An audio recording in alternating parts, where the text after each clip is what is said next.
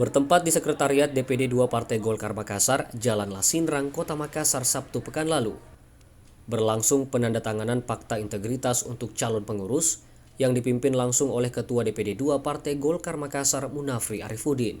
Fakta integritas ini merupakan tanda perjanjian antara individu yang akan masuk menjadi pengurus Partai Golkar Makassar dengan bersedia mengikuti aturan partai dan menerima segala bentuk sanksi jika melanggar.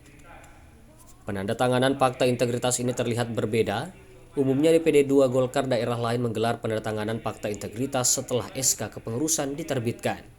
Membuat fakta integritas dulu kepada seluruh calon pengurus, bentuknya masih draft ya. Setelah itu kita finalisasi, kalau ada yang masuk namanya menjadi kandidat kita, tapi mungkin dia berhalangan, tidak bisa, pindah keluar kota dan sebagainya. Nah, melalui proses fakta integritas ini juga kita menyaring supaya tidak ada lagi keluar masuk di dalam pengurusan yang sudah ditetapkan secara sah. Sementara itu, penandatanganan fakta integritas ini berlangsung 2 hari, Sabtu hingga Minggu, di mana kegiatan tersebut dibagi 5 sesi perharinya dengan 30 hingga 35 orang per sesinya.